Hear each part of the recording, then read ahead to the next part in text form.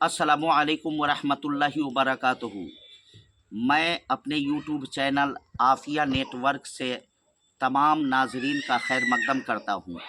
मोहतरम नाजरीन, आज जुमतुल मुबारका का दिन है और आज मैंने मुनासिब समझा कि गज़ा के मुसलमानों पर जो 3 महीना से इसराइली जारहियत हो रही है, इसराइल की तरफ से जुल्म बर्बरियत का पहाड़ तोड़ा जा रहा है, लेकिन हज़ारों नहीं लाखों बार मैं सलाम पेश करता हूँ गज़ा के उन मुजाहिदीन की बारगाह में जिनके पास इसराइल की तरह जंगी साजो सामान नहीं है, जंगी वसाइल नहीं है, फिर भी यकीनन ये उनकी क़ुव्वत ईमानी है जो उन्हें मैदान कारज़ार में पूरे डट कर इसराइली जारहियत का मुकाबला करने के लिए उन्हें आमादा कर रखा है। यकीनन ये उनकी ईमानी ताकत है। आज पूरा अरब सो रहा है, तमाशाई बना हुआ है। एक तरफ आज से 15 दिन पहले लगभग एक तरफ इसराइली जारहियत का गज़ा के मुसलमान शिकार हो रहे थे और दूसरी तरफ सऊदिया अरबिया का अय्याश बादशाह वो रक़्सो सुरूर की मजलिस जो है रियाद शहर में सजाए हुआ था।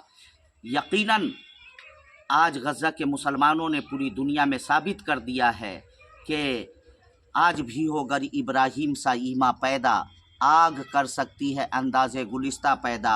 और अरब के उन अय्याश बादशाहों के बारे में डॉक्टर इकबाल ने कहा था कि फ़िक्र अरब को दे के फ़िरंगी तख़य्युलात, इस्लाम को हिजाज़ व यमन से निकाल दो, वो फाका कश जो मौत से डरता नहीं कभी, रूह मुहम्मदी उसके बदन से निकाल दो।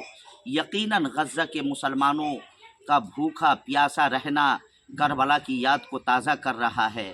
करबला की तारीख़ को उन लोगों ने पढ़ा है, समझा है। वो लोग अच्छी तरीके से जानते हैं कि अगर इस्लाम के ऊपर आँच आ गई, मुसीबत आ गई, तो हमारे बच्चों को भी अपनी कुर्बानी देनी पड़ेगी। यकीनन गज़ा के मुसलमानों के बच्चों की शहादत हज़रत अली असगर की शहादत को याद दिला रही है। मैं मुबारकबादी पेश करता हूँ, हज़ारों बार सलाम पेश करता हूँ फिर दोबारा गज़ा के निहत्थे मुसलमानों पर। और आज जुमतुल मुबारका का दिन है।